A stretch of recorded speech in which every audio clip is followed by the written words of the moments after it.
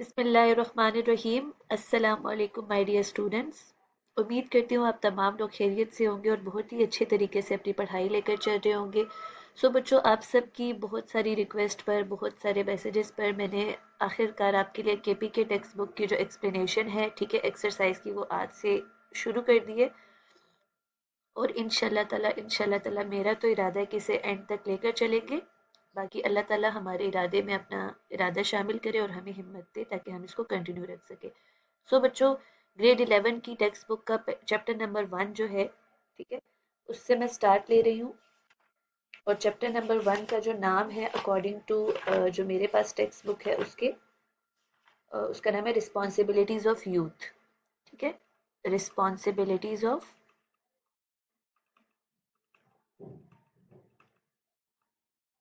Youth, responsibilities of youth है। ठीक है, और इसके जो एक्सरसाइज है उसको हम एक्सप्लेन करना स्टार्ट करने लगे हैं। ठीक है, सबसे पहले हम इसकी ग्लॉसरी से स्टार्ट करेंगे क्योंकि अक्सर औकात आपकी वोकेबलरी का वर्ड जो है वो ग्लॉसरी से रिपीट हो जाता होता है। ठीक है, तो सबसे पहले हम इसकी ग्लॉसरी से स्टार्ट लेते हैं और ग्लॉसरी का मीनिंग एक एक करके समझते हैं ताकि आपको वीडियो के अंदर ही अच्छे से समझ आ जाए। ठीक है बच्चों, और बच्चों इसको हम कंटिन्यू तब भी रखेंगे जब आप इसको गौर से सुनोगे, ध्यान से इसको पढ़ोगे, मुझे पॉजिटिव रिस्पांस दोगे in the form of comments कि मैम हमें समझ आ गई, आप इसको कंटिन्यू रखें, ये हेल्पफुल है। अगर ये हेल्पफुल नहीं है ना बच्चों, तो आप मुझे कमेंट में बता देना, मैं इसको नहीं करूंगी क्योंकि मेरे पास भी इतना टाइम नहीं होता। हम फिर किसी और एक्टिविटी को यूटिलाइज कर लेंगे उस टाइम में। ठीक है, ये हेल्पफुल है या नहीं है, इसका रिस्पॉन्स मुझे चाहिए आप सबसे। Okay, this is the least you all can do for me. So बच्चों, ग्लॉसरी से स्टार्ट करते हैं। वर्ड मीनिंग, ठीक हो गया। सबसे पहला वर्ड है बचर्ड। इसको थोड़ा सा जूम इन कर देती हूँ ताकि आपको नजर आए। ठीक है, बचर्ड। अब बच्चों, बचर्ड एक वर्ब है। ठीक है, और ये आपने अक्सर औकात कसाई के लिए भी सुना होगा। बचर्ड वो क्या करता है, वो हलाल करता है चीजों को। ठीक है, तो यहाँ पर इस चैप्टर के अकॉर्डिंग बचर्ड का मतलब है कत्ले आम करना। ठीक है, मतलब बहुत ज्यादा स्लॉटर करना। वेट, हाइलाइटर सेलेक्ट कर लेते हैं। ठीक हो गया, बचर्ड मीन्स कत्ले आम करना। मैसेकर भी इसमें शामिल होता है, एक वर्ड होता है जिसको हम मैसेकर कहते हैं, MASSACRE, मैसेकर। ठीक है, जिसमें यही शामिल होता है कि बहुत ज्यादा मतलब कत्ले आम करना, बहुत ज्यादा कत्ल करना किसी का। ठीक है, ब्रूटेलिटी के साथ, क्रूअल्टी के साथ लोगों को कत्ल करना, किल करना, ये कहलाता है बचर्ड। ठीक हो गया। उसके बाद सेकंड वर्ड है चेस्टेंट। बच्चों, चेस्टेंट का मतलब होता है सजा दी, सजा देना। ठीक है, इसको आसान अल्फाज में आप ऐसे कह सकते हैं, to correct someone often with the use of some pretty steep punishment, कि किसी की इस्लाह करना लेकिन पनिशमेंट देकर। ठीक हो गया, तो चेस्टेंट का मतलब क्या होता है, हैव अ रिस्ट्रेनिंग और मॉडरेटिंग इफेक्ट ऑन, मींस सजा देकर किसी की इस्लाह करना। ठीक हो गया। उसके बाद अगला वर्ड है कॉन्वोकेशन। तो बच्चों, ये कॉन्वोकेशन का वर्ड आप लोग उधर से रिलेट कर लो कि जैसे बीएस के 4 साल बाद एक कॉन्वोकेशन सेरेमनी होती है जिसमें बहुत सारे फॉर्मल लोग इकट्ठे होते हैं और स्टूडेंट्स को उनकी डिग्री से अवार्ड करते हैं। सो बेसिकली ये जो कॉन्वोकेशन है ये एक फॉर्मल ग्रुप होता है, फॉर्मल असेंबली होती है। असेंबली एक कलेक्टिव नाउन है जिसका मतलब होता है बहुत से फॉर्मल लोगों का, बड़े बड़े फॉर्मल इंस्टीट्यूट्स के लोगों का इकट्ठे होना। ठीक है, तो जब बहुत से लोग इकट्ठे होते हैं, एक फॉर्मल मीटिंग होती है, तो उसको हम कॉन्वोकेशन का नाम दे देते हैं। देन बच्चों, अगला वर्ड है डिंगी। ठीक है, डिंगी का मतलब होता है गंदा। ठीक हो गया, डर्टी, अनक्लीन। ठीक है, तो इसको आप लोगों ने यहाँ से याद रख लेना है कि डिंगी का मतलब क्या होता है, गंदा या dirty. D for dingy, D for dirty. ठीक है, उसके बाद डिसग्रंटल्ड। डिसग्रंटल्ड मीन्स एंग्री और डिससेटिस्फाइड, मतलब नाराज होना, गुस्से में होना। ठीक है, अनहैप्पी होना, ये डिसग्रंटल्ड का मीनिंग होता है। फिर बच्चों, एक्सप्लॉइट। एक्सप्लॉइट का मतलब आप इस सेंस में लेते हो कि गैर कानूनी तौर पर किसी चीज का इस्तेमाल करना। गैर कानूनी तौर पर किसी चीज का अपने फायदे के लिए इस्तेमाल करना एक्सप्लॉइट कहलाता है। ठीक है, और इसका मतलब ये होता है इस्तेमाल करना, इस्तेमाल करना, यूटिलाइज करना। ठीक हो गया। उसके बाद उसके बाद जो हमारे अगले वर्ड्स हैं, ठीक है, इसका मीनिंग आप बुक वाला भी देख सकते हैं। बुक में भी उन्होंने यही लिखा है कि make full use of and derive benefit from a resource. ठीक है, बहुत ज्यादा किसी चीज से फायदा लेना, उसको इस्तेमाल करने की सेंस में। सो ये बचर्ड, चेस्टेंट, कॉन्वोकेशन, डिंगी, डिस्ग्रंटल्ड, एक्सप्लॉइट के मीनिंग्स थे। फिर बच्चों आगे चले तो आगे आपको नजर आएंगे जो अगले हमारे वर्ड्स हैं वोकैबुलरी के ग्लॉसरी के, ठीक है, उसमें शामिल है फिफ्थ कॉलमनिस्ट, ठीक है, कॉलमनिस्ट, कॉलमनिस्ट, ठीक है, कॉलमनिस्ट। तो फिफ्थ कॉलमिस्ट का मतलब बच्चों एक इस सेंस में लिया जाता है, ठीक है, कि ये ग्रुप ऑफ पीपल होता है, ठीक है, एक बड़े ग्रुप के अंदर एक ग्रुप ऑफ पीपल होता है जो एनिमी को सपोर्ट कर रहा होता है, जो दुश्मन के फेवर में होता है, ठीक है। फॉर एग्जाम्पल एक बड़ा ग्रुप है, वो सारे फ्रेंड्स है, उसके अंदर से एक छोटा ग्रुप है, ठीक है, जो डुअल फंक्शन परफॉर्म कर रहे हैं, मतलब इनके साथ भी है और दुश्मनों के साथ भी है, तो हम कहेंगे कि ये फिफ्थ कॉलमिस्ट का काम कर रहे हैं। जैसे मैंने यहाँ पर एक सेंटेंस लिखा है ताकि आपको मीनिंग ना भूले, सेंटेंस में मैंने लिखा है कि he was ambivalent about his role as a fifth columnist, यानी उसकी जो फीलिंग्स थी, एम्बिवेलेंट का मीनिंग भी आप साथ साथ याद कर लें, इंपॉर्टेंट है। एम्बिवेलेंट कहते हैं कि मिक्स्ड फीलिंग रखने वाला, डुअल फीलिंग्स रखने वाला, डुअल पर्सनैलिटी रखने वाला, ठीक है, ऐसा बंदा जो डबल डबल फीलिंग्स रख रहा है, ठीक है, यानी उसका फिफ्थ कॉलमिस्ट वाला रोल है कि वो है तो इनके साथ लेकिन इसका फेवर एनिमी के साथ भी है, वो एनिमी को भी फेवर कर रहे हैं, ठीक है, उनके हक में भी है, तो फिफ्थ कॉलमिस्ट उसमें मतलब में आता है। फिर बच्चों अगला वर्ड है हैंकर, ठीक है, हैंकर का मतलब होता है feel a strong desire for और टू डू समथिंग, यानी बहुत ज्यादा लालच होना किसी चीज की तरफ, हंगर होना, यर्न होना उसको हासिल करने की, ठीक है, स्ट्रॉन्ग डिजायर होना किसी चीज के लिए, कुछ कुछ काम करने के लिए, तो हम कहते हैं I am hankering for this activity, ठीक हो गया। इसी तरह दूसरा वर्ड है होलोकॉस्ट। तो बच्चों होलोकास्ट का मतलब होता है जीनोसाइड, ठीक है, मतलब आलमगीर तबाही, बहुत बड़ी तबाही होना जिसमें न्यूक्लियर वॉर भी शामिल हो जाती है, न्यूक्लियर पावर शामिल हो जाता है, फायर के थ्रू, ठीक है, सीज फायर जिसको कहते हैं, बहुत ज्यादा फायर के थ्रू मतलब बहुत ज्यादा लड़ाई शुरू हो जाना, ठीक है, cease fire is something else, उसको ना इसमें लेकर आइएगा। फायर के थ्रू लड़ाई होना, बहुत बड़े स्केल पर, मैस स्केल पर लोगों को कत्ल कर देना, डिस्ट्रक्शन हो जाना, इसको हम कहते हैं होलोकॉस्ट, ठीक है, इसका दूसरा वर्ड होता है जीनोसाइड, ठीक है, आलमगीर तबाही, होलोकॉस्ट। फिर बच्चों अगला वर्ड है इनकुम्बेंट, ठीक है, इनकुम्बेंट कहते हैं कि फॉर एग्जाम्पल आप कह रहे हैं necessary for someone as a duty और रिस्पॉन्सिबिलिटी, मतलब एक रिस्पॉन्सिबिलिटी के तौर पे किसी चीज का बहुत ज्यादा इंपॉर्टेंट होना, आप कहते हैं ये इनकुम्बेंट है, ठीक है, और ये नाउन के सेंस में लिया जाता है, बहुत जरूरी एसेंशियल चीज को आप मेंशन करें तो आप उसको इनकुम्बेंट का नाम दे देते होते हैं। इसी तरह फिर बच्चों मेरी पेन्स कहाँ गए हैं, वेट ठीक है, इसी तरह फिर बच्चों अगला है इंस्टेंस। तो आप कभी कभी कहते हैं ना फॉर इंस्टेंस, ठीक है, I have many friends, for instance Ahmad, Ali, Ghazala, तो ये फॉर इंस्टेंस का मतलब क्या होता है, मिसाल के तौर पर, तो ये आप एग्जाम्पल देने से पहले यूज करते हो, इसका मतलब होता है इन एग्जाम्पल और सिंगल अक्रेंस ऑफ समथिंग, ठीक है, तो फॉर एग्जाम्पल आप मिसाल देने लगे हो तो आप शुरू में लिख देते हो फॉर इंस्टेंस या इंस्टेंस, पीछे जो बात हो रही है उसके अक्रेंस को रखते हुए, सामने रखते हुए मैं ये बात करने लगी हूँ, ठीक है। उसके बाद बच्चों अगला वर्ड है लॉरेल्स, ठीक है, लॉरेल्स कहते हैं सिंबल ऑफ अचीवमेंट, यानी कि कोई तमगा देना, कोई अवार्ड देना, किसी को एजाज देना, ठीक है, किसी बहुत बड़ी अचीवमेंट की नतीजे में, तो इसको हम कहते हैं लॉरेल्स। फिर बच्चों रट। अब बच्चों रट क्या होता है, रट हम कहते हैं कि फॉर एग्जाम्पल एक कच्ची सड़क से जब गाड़ियां गुजरती हैं, ठीक है, ये गाड़ी गुजरी है, इधर से भी गुजरी है, इधर से भी गुजरी है, इधर से भी गुजरी है, ठीक है, तो वो रास्ता टायर्स के अपने थ्रू बना के चली गई है, और कीचड़ कीचड़ वाला रास्ता होता है, वो टायर अपनी जगह उधर ही मतलब बना लेते हैं, रास्ता सा बना देते हैं, टायर्स के निशान बन जाते हैं, ठीक है, तो उस एरिया को, उस ट्रैक को हम कहते हैं ये रट है। अब बारिशें वगैरह होती हैं तो उन खड्डों में पानी जमा हो जाता है, ठीक है, फॉर एग्जाम्पल आप अपने खेतों में रेडी लेकर जा रहे हैं, आप रेडी ले जाते हैं 3-4 दफा तो वो रास्ता सा बन जाता है, बारिश होती है तो उसमें पानी खड़ा हो जाता है, तो उस एरिया को जिसमें इस तरह 3-4 दफा टैरों के निशान बने उसे हम रट कहते हैं, ठीक है, a long deep track made by the repeated passage of the wheels of vehicle. इसी तरह बच्चों शेकल्स, शेकल्स हम हथकड़ियों को कहते हैं, ठीक है, कैदियों को पहनाई जाती है। अ पेयर ऑफ फिटर्स, यानी दो ऐसे चूड़ियां सी होती हैं, ठीक है, फिटर्स होती हैं जो एक दूसरे के साथ चेन के थ्रू कनेक्ट होती हैं, और उसको हम प्रिजनर के रिस्ट में डालते हैं और एंकल्स में डालते हैं ताकि उसको बांधा जा सके, तो शेकल्स हथकड़ियों को कहते हैं। उसके बाद बच्चों थॉर्टेड, थॉर्टेड का मतलब होता है नाकाम करना, ठीक है, यानी कि उसको सक्सेसफुल ना होने देना, तो इसका मतलब क्या हुआ कि प्रिवेंट समवन फ्रॉम अकॉम्प्लिशिंग समथिंग, किसी चीज को कुछ किसी बंदे को या किसी काम को रोकने के लिए हम कहते हैं थॉटेड, ठीक है।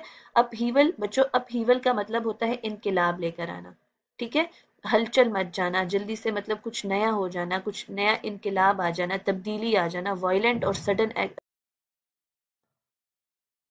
सो अपहीवल का मतलब आप क्या लिखोगे कि इनकलाब होना, सडन और वायलेंट चेंज आना, डिसरप्शन टू समथिंग, कोई चीज थी बैलेंस में थी, उसमें कोई इनकलाब आया, उसमें चेंज आया, ठीक है, इक्विलिब्रियम से वो हट गई तो उसमें अपहीवल आया।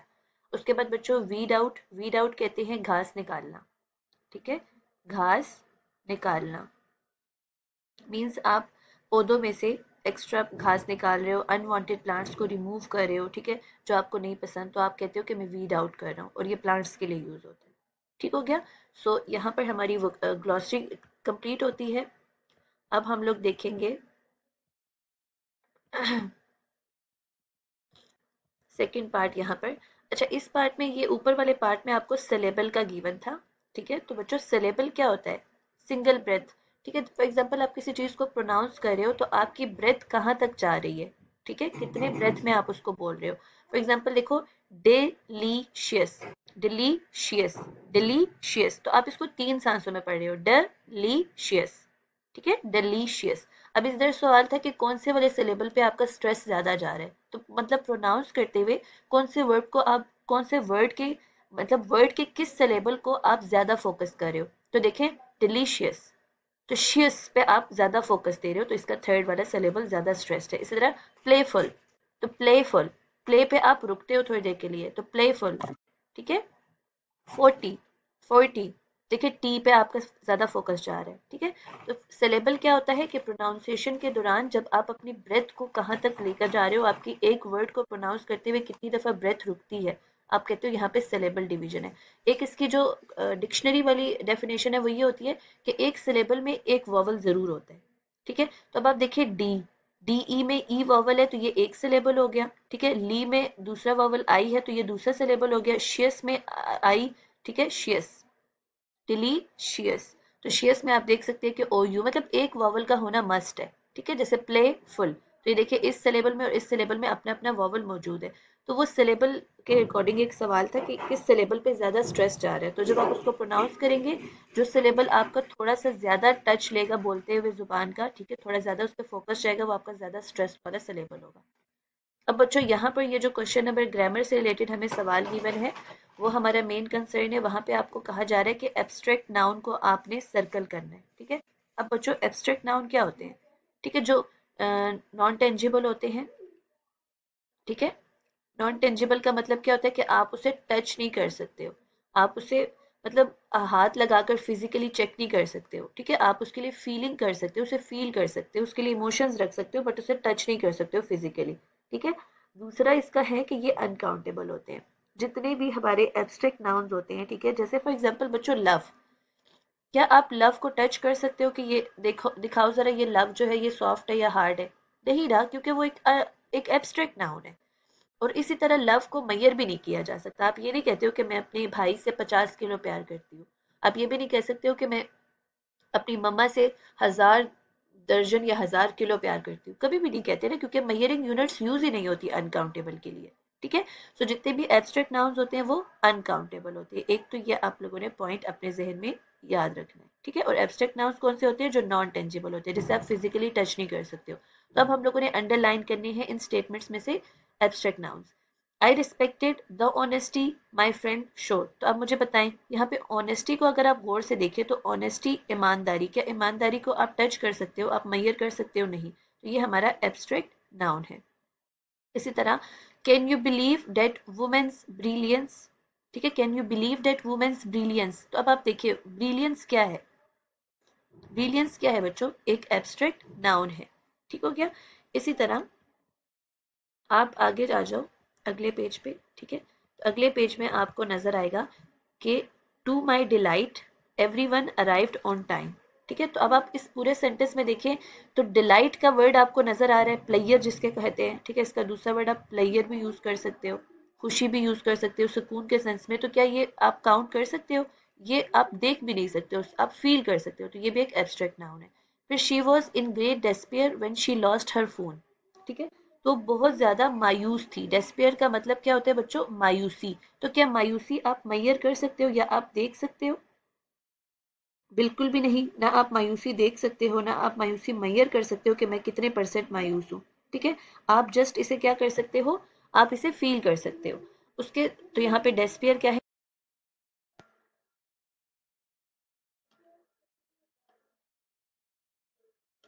जी बच्चों, तो फिर हमारा जो डेस्पियर है वो एब्स्ट्रैक्ट नाउन हो गया। ठीक है, इसी तरह अगर आप आगे देखो तो we have a lot of hope for the future.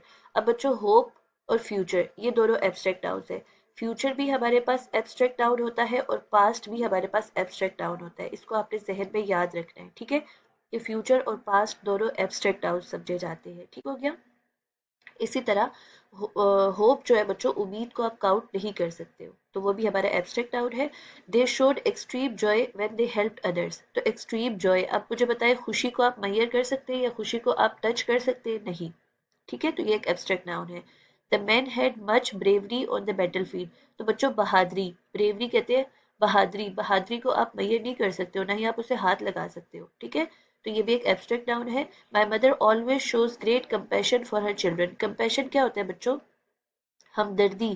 कोई आपके साथ कितना वो है, सिंपैथेटिक है, हमदर्द है, ख्याल करने वाला है, आपके दुखों को समझने वाला है, तो ये आप मैयर नहीं कर सकते हो, ना ही आप हाथ लगा सकते हो कि कंपैशन चेक कर रही हूँ। ठीक है, तो ये एक एब्स्ट्रैक्ट नाउन है। इसी तरह we have a ton of pride. तो बच्चों प्राइड क्या होती है?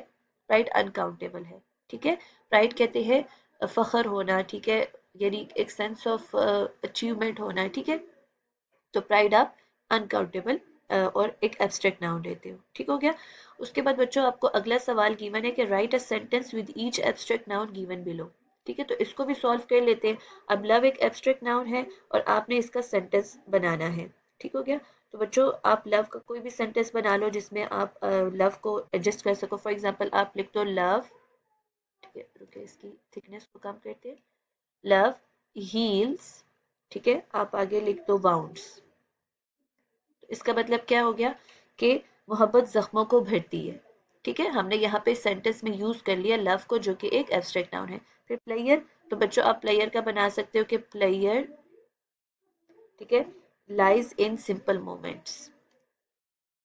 प्लेयर, ठीक है, लाइज इन सिंपल मोमेंट्स। ठीक है, बहुत खूबसूरत सेंटेंस है कि खुशी सादा लम्हों में छुपी होती है। आपको कोई बहुत बड़े बड़े महंगे महंगे रेस्टोरेंट्स में और इन जगहों पे जाने की जरूरत नहीं है। खुशी आपके सादा से लम्हात में भी छुपी होती है, तो आप उसको एंजॉय करो। ठीक है, इसी तरह आप अगला सेंटेंस आपको बनाना है काम का। ठीक है, सो आप लिख सकते हैं कि calmness leads to success. Calmness leads to, आप ये भी कह सकते हो कामनेस लीड्स टू सक्सेस भी कह सकते हो, या कामनेस लीड्स टू पेशेंस भी कह सकते हो। ठीक है, सब्र तहम्मुल, सब मुस्तकिल मिजाजी आपको सक्सेस की तरफ लेकर जाती है। उसके बाद बच्चों डेस्पेयर। ठीक है, तो डेस्पेयर का बहुत खूबसूरत जुमला है, मैं आपको समझा भी दूंगी, आपके लिए मोटिवेशन भी हो जाएगी कि despair suffocates hope. Despair suffocates hope. ठीक है, मायूसी उम्मीद को खा जाती है, दबा देती है। मायूसी उम्मीद को दबा देती है, तो मायूस कभी भी नहीं होना। मायूसी कुफर भी है इस्लाम में। ठीक है, तो कभी भी मायूस नहीं होते, होप रखते हैं हर चीज़ की अच्छाई का, क्योंकि अल्लाह ताला हमारे गुमान के साथ चलते हैं। हम जैसा गुमान करते हैं वो हमारे लिए वैसा करते हैं। उसके बाद बच्चों ट्रुथ का बना लेते हैं। ठीक है, तो truth shines like a beacon. ठीक है, truth shines like a beacon. ठीक है, हकीकत जो होता है वो हमेशा रोशनी की तरह चमकता है। सच्चाई जो होती है, हकीकत जो होती है, वो छुप नहीं सकती। ठीक है, तो ये हमने सेंटेंसेस बना लिए एब्स्ट्रैक्ट नाउन के। अब हम आगे चलते हैं। अब बच्चों tell whether the following nouns are countable or not. Tick the correct option and use these nouns in sentences. ठीक है, अब आपने यहाँ पे बता देना है कि ये जो नाउन्स लिखे हुए हैं ये काउंटेबल है या अनकाउंटेबल है। तो बच्चों सबसे पहला है कंफ्यूजन। तो क्या कंफ्यूजन आपको एक चीज की समझ नहीं आ रही? ठीक है, कंफ्यूज्ड है आप, तो क्या कंफ्यूजन आप काउंट कर सकते हैं कि मुझे 10 किलो कंफ्यूजन है या मुझे 5 किलो कंफ्यूजन है? नहीं, तो ये एक अनकाउंटेबल नाउन है। ठीक है, इसी तरह रूफ। बच्चों छत, छत आप काउंट कर सकते हो कि I have 10 roofs in my home. ठीक है, तो रूफ काउंटेबल है। फिर ट्रैफिक। बच्चों ट्रैफिक देखो, अब ट्रैफिक में बहुत सारी गाड़ियां होती हैं, बहुत सारा क्राउड जो होता है गाड़ियों का, ठीक है, ट्रकों का, बसेस का, हर तरह की व्हीकल्स का, उसको हम ट्रैफिक का नाम देते हैं। तो ट्रैफिक हम कहते हैं कि एक अनकाउंटेबल नाउन है। जो ट्रैफिक में कार्स, व्हीकल्स, बसेस शामिल है वो काउंटेबल है, लेकिन ट्रैफिक को हम अनकाउंटेबल का नाम देते हैं। उसके बाद बच्चों पेन। क्या दर्द को आप गिन सकते हो? नहीं, तो ये एक अनकाउंटेबल फीलिंग है। बिहेवियर आपका अनकाउंटेबल है। अभी बताया कि जितनी एब्स्ट्रैक्ट चीजें होती है वो अनकाउंटेबल होती है, तो ये पेन हो गया, बिहेवियर हो गया, कंफ्यूजन हो गई, ये सारी एब्स्ट्रैक्ट नाउन्स है। बच्चों फिर छुरी, नाइफ। नाइफ को आप काउंट कर सकते हो, ठीक है, कितनी नाइफ्स है आपके पास, और इसका प्लूरल होता है नाइव्स। इसी तरह कटलरी। तो जो कटलरी क्या होती है कि फॉर एग्जांपल आपका कटिंग बोर्ड हो गया, ठीक है, आपका कलरल हो गया, आपका आलू छीलने वाला हो गया, आपका स्लाइस बनाने वाला हो गया, ये जितनी भी इस तरह की इंस्ट्रूमेंट्स है जो कटिंग के लिए यूज होती है किचन में, उसको हम कटलरी का नाम देते हैं। और जब ये एक एक को लेंगे तो वो काउंटेबल होती है, लेकिन जब मिल के पूरा कटलरी बोलेंगे तो फिर हम इसको अनकाउंटेबल कहते हैं, ठीक है। फ्रीडम बच्चों एक एब्स्ट्रैक्ट नाउन है तो वो अनकाउंटेबल होती है। माउथ, अब बच्चों मुंह एक खास हिस्सा आपके फेस का, तो ऑब्वियसली वो काउंटेबल है, ठीक है। इसी तरह पीस, पीस को आप काउंट नहीं कर सकते हो, एब्स्ट्रैक्ट नाउन है तो वो अनकाउंटेबल होता है। जितने भी एब्स्ट्रैक्ट नाउन्स होते हैं बच्चों, एक ट्रिक आप अपने पास रख ले कि abstract nouns are always uncountable. जितने भी एब्स्ट्रैक्ट नाउन है वो हमेशा अनकाउंटेबल होते हैं, आप उन्हें काउंट नहीं कर सकते। फिर आप आ जाते हैं नीचे। Each of these sentences contain a collective noun and then use these collective nouns in your own sentences. अब आपका काम क्या है कि आपने जो भी मैंने समझाया इन वर्ड्स को आपने सेंटेंसेस में एक एक दफा यूज कर लेना है, सिर्फ एक एक सेंटेंस बना देना, ठीक है। कमेंट में बेशक बना देना या अपनी कॉपीज पे बना लेना, व्हाट्सएप पे भी आप मुझे भेज सकते हो, ठीक है। बच्चों यहाँ पर आपने कलेक्टिव नाउन को आइडेंटिफाई करना है। कलेक्टिव नाउन क्या होता है? कलेक्शन, ठीक है, group. Group form, collection form जो होती है उसे हम कलेक्टिव नाउन्स कहते हैं, ठीक है, जो बहुत सी चीजों का, बहुत से लोगों का एक ग्रुप होता है। और फिर हमने इन कलेक्टिव नाउन्स को सेंटेंस में यूज करना है, सेंटेंस का यूजेज आप लोग करोगे, ठीक है। अब बच्चों देखो, keys, marbles and rubber bands were just a few of the things in the pile of objects in this dryer. अब पाइल क्या होती है बच्चों?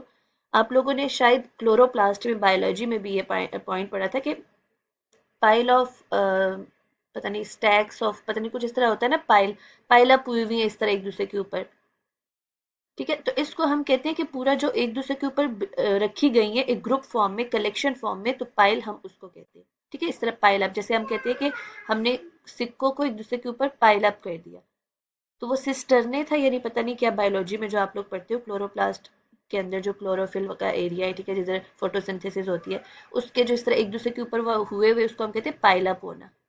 तो मीन्स एक पूरा ग्रुप बन जाना है, तो ये पाइल होता है कलेक्टिव नाउन। इसी तरह the boys decided to join the navy after graduation. अब बच्चों नेवी हो गया, आर्मी हो गया, ठीक है। अब मुझे खुद बताएं, ये सारे कलेक्टिव नाउन्स है। ये कलेक्टिव नाउन्स क्यों है कि इसमें आप लोग पूरे की पूरी एक ग्रुप को मेंशन कर रहे हो, बहुत सारे कैंडिडेट्स है, बहुत सारे लोग हैं जो इसके अंदर काम कर रहे हैं, ठीक है। It's a type of collective noun. उसके बाद बच्चों, after the performance all the actors joined hands and board towards the audience. अब मुझे बताएं, ऑडियंस में चाहे जो भी जितने भी लोग हैं, लेकिन ऑडियंस हमेशा कलेक्टिव नाउन होती है। आप ऑडियंस को हमेशा लेते हो कि बहुत से लोग जो स्पेक्टिकल्स है, स्पेक्टिकुलर्स, हाँ स्पेक्टिकुलर्स है, जो देखने वाले हैं, सुनने वाले हैं, ऑडियंस उनको कहा जाता है, ठीक है। आप सब मेरे ऑडियंस हो, तो ऑडियंस कलेक्टिव नाउन होता है। फिर बच्चों, the team celebrated heartily after scoring a winning गोल, ठीक है। अब मुझे बताएं टीम, अब टीम आपको सिंपल पता चल रहा है कि कलेक्टिव नाउन है, बहुत से लोगों का ग्रुप है, ठीक है। इसी तरह most of the students on the council. अब बच्चों काउंसिल क्या होती है? देखो काउंसिल के अंदर बहुत सारे लोग, ठीक है, फॉर्मल मीटिंग करते हैं। फॉर्मल मीटिंग का मतलब ये है कि वहाँ पे बहुत सारे लोग अपनी, हमारे किसी सिटी के बारे में, टाउन के बारे में, कंट्री के बारे में, प्रोविंस के बारे में मिल बैठकर निगोशिएशंस करते हैं, बातें करते हैं, डिसीजंस करने के लिए मशवरे करते हैं, तो इसको हम काउंसिल कहते हैं, जो फॉर्मल लोगों के ग्रुप होता है पूरा, ठीक है। The boats crew. अब बोट्स का क्रू का मतलब क्या होता है? जितने भी बोट के मेंबर्स होते हैं, जो भी बोट के काम करने वाले, कैप्टन जो भी है, उसको क्रू का नाम दिया जाता है, और ये कलेक्टिव नाउन है, ठीक है। इसी तरह the talent show feature several individuals performers along with 3 bands. अब बैंड्स हमेशा म्यूजिक के जितने भी मेंबर्स का एक ग्रुप होता है उसको बैंड्स का नाम दिया जाता है, ठीक है। और एक्सटेंडेड फैमिली, तो बच्चों फैमिली एक कलेक्टिव नाउन है जो बहुत से लोगों से मिलकर बनी होती है। ग्रैंडफादर होते हैं, मम्मा होती है, बाबा होते हैं, बहन भाई होते हैं, ठीक है, भाभियाँ होती हैं। All the students are attending a school assembly. अब बच्चों असेंबली आप लोगों ने देखी होगी कि असेंबली हमेशा एक कलेक्टिव नाउन है। असेंबली में हमेशा कुछ लोग होते हैं जो एक चीज़ को डिसाइड कर रहे होते हैं, जो कुछ परफॉर्म कर रहे होते हैं, ठीक है। The senate will be voting on 3 educational funding bills. अब बच्चों सेनेट क्या होता है? हमारी पार्लियामेंट के दो पार्ट्स होते हैं, नेशनल असेंबली और सेनेट। तो सेनेट के अंदर भी कलेक्शन होती है लोगों की जो हमारे मुल्क के फैसले लेते हैं कि हमारे मुल्क के लिए क्या अच्छा है, क्या अच्छा नहीं है, कौन सा लॉ लेना चाहिए, कौन सा लॉ नहीं लेना चाहिए। तो ये कलेक्टिव नाउन है। The teachers and administrators held a meeting in the faculty office. अब बच्चों फैकल्टी कहते ही यही है कि एक बहुत सारे कुछ मेंबर्स का ग्रुप जो मतलब पूरे इदारे के जितने भी कानूनी फैसले होते हैं वो हैंडल करते हैं, ठीक है। सॉरी, कानूनी नहीं, डॉक्यूमेंट्री, कागजाती, ठीक है। The sheep clustered in a tight flock. तो बच्चों एनिमल्स का जो भी कलेक्शन होता है उसे फ्लॉक का नाम दिया जाता है, ठीक है। तो ये कलेक्टिव नाउन है। उसके बाद बच्चों आप ये देख लें तो यहाँ पे आपको कुछ वर्ड्स गिवन है, ठीक है। इन वर्ड्स को आप लोगों ने क्या करना है, प्रॉपर तरीके से पुट करना है सेंटेंस के अंदर। अब हम इसको पुट कर लेंगे, ठीक है। आप सबसे देखिए स्वाम। अब आप याद रखिए स्वाम जो है ना लोकस्ट के लिए यूज होता है। मतलब जितने भी हमारे मॉस्किटोज टाइप के एक होती हैं, फ्लाइज होती हैं, ठीक है, उसके लिए हमेशा हम कलेक्टिव नाउन के तौर पे स्वाम का वर्ड यूज करते हैं। तो swarm of locust. Attack a cattle. अब कैटल की कम्बिनेशन को हमेशा हर्ड का नाम दिया जाता है, हर्ड ऑफ कैटल्स, ठीक है। हर्ड ऑफ कैटल्स, ये जो हर्ड है ये एनिमल्स की कलेक्शन को कहा जाता है, ठीक हो गया। उसके बाद आप आ जाओ a flock of birds. Birds के लिए हमेशा जो कलेक्टिव वर्ड यूज होता है वो फ्लॉक का होता है, FLOCK, फ्लॉक। इसी तरह बुके, तो बच्चों बुके हमेशा फ्लावर्स के लिए यूज होता है। फ्लावर्स का एक पूरा जो कम्बिनेशन होती है, एक कलेक्शन होती है, उसे बुके का नाम कहते हैं, ठीक है। गैंग, बच्चों थीव्स के लिए, चोरों के लिए हमेशा गैंग का वर्ड यूज होता है कलेक्शन में, ठीक है, कलेक्टिव नाउन गैंग। तो आपने इसका याद रखना है कि थीव से इसको याद रख लो। इसी तरह फिर आपका बंडल, तो बच्चों क्लॉथ्स का बंडल होता है, ठीक है, बंडल ऑफ क्लॉथ्स। इसी तरह बैंड, बच्चों म्यूजिशियंस का, म्यूजिक से रिलेटेड जो चीजें होती हैं उनको बैंड, उनके कलेक्शन को बैंड का नाम दिया जाता है। इसी तरह स्टैम्प्स के साथ हम कलेक्शन का वर्ड यूज करते हैं, ठीक है। और सिंगर्स के लिए आप याद रखो कि अगर सिंगर्स का आपको आ जाता है तो सिंगर्स के लिए हम कॉइल का वर्ड यूज करते हैं, COIL, कॉइल, ठीक है। म्यूजिशियन के लिए बैंड, स्टैम्प्स के लिए कलेक्शन, ठीक है, कलेक्शन का वर्ड किसके लिए, स्टैम्प्स के लिए। और इसी तरह जो हमारा सिंगर्स है उनके लिए कॉइल का वर्ड यूज होता है, ठीक है। और ये देखिए शीप, शीप हो गया, कैटल हो गया, ये एनिमल्स हैं, इनकी कलेक्शन के लिए हम हर्ड का वर्ड यूज करते हैं, ठीक है। Animals, animals in collective form, ठीक है। इनके लिए आप क्या यूज कर रहे हो, हर्ड। फ्लॉक आप किसके लिए यूज करते हो, बर्ड्स के लिए। इस चीजों को आप लोगों ने थोड़ा सा बस फोकस से सुन लिया ना तो बस अब आपको नहीं भूलेगा। जो फोकस से सुन लेंगे उनको नहीं भूलेगा, जो फोकस से नहीं सुनेंगे उनको ऑब्वियसली भूल जाएगा, जिन्होंने वीडियो नहीं देखी होगी उनको भूल जाएगा, ठीक है। क्योंकि वीडियो देखते हुए आपकी आई वाली साइड भी यूज हो रही है, एक सेंस आपकी सुनने वाली सेंस भी यूज हो रही है, अगर आप लिख रहे हो अपनी किताब पे तो वो भी यूज हो रही है। तो एक दफा दोबारा सुन लो। स्वाम हम लोकस्ट के लिए यानी फ्लाइज के लिए यूज करते हैं। एनिमल्स की कलेक्शन के लिए हम लोग कलेक्टिव नाउन जो यूज करते हैं वो हर्ड होता है। बर्ड्स के लिए flock as a collective noun, thieves के लिए गैंग, ठीक है। और इसी तरह फ्लावर्स के लिए बुके, स्टैम्प्स के लिए कलेक्शन, और इसी तरह म्यूजिशियंस के लिए बैंड, ठीक है, थीव्स के लिए गैंग। और इसी तरह अगर सिंगर्स का आपको आता है तो सिंगर्स के लिए हम क्या यूज करते हैं, कॉइल। सिंगर्स के लिए आप क्या यूज करते हो, कॉइल, ठीक हो गया। सो बच्चों यहाँ पे हम लोगों ने अपना जो पहली एक्सरसाइज थी पहले चैप्टर की, ठीक है, वो कंप्लीट डिस्कस कर ली। तो अब मुझे किस तरह ये चीज़ एक्टिव रखनी है, आगे लेकर जानी है नहीं लेकर जानी, ये आपका रिस्पॉन्स बताएगा, ठीक है। और ये जो नोट्स हैं जिस पे मैंने इसको सॉल्व किया है, ये नोट्स इसी तरह मैं अपनी वेबसाइट पर अपलोड कर दूंगी। आप लोगों ने अगर रिवाइज करने होंगे तो आप वहाँ से रिवाइज भी कर सकते हो। और वेबसाइट का जो लिंक है www.gramlogic.com पर मैं नीचे डिस्क्रिप्शन में लिंक भी डाल दूंगी, ठीक है, आप लोग वहाँ से इसको रिवाइज कर लेना। बाकी हमें इंस्टाग्राम पर भी आप फॉलो कर लें, मैं अपना लिंक डिस्क्रिप्शन में डाल दूंगी, ठीक है। Because having you as my audience will be a type of honor for me, so must grant me this honor.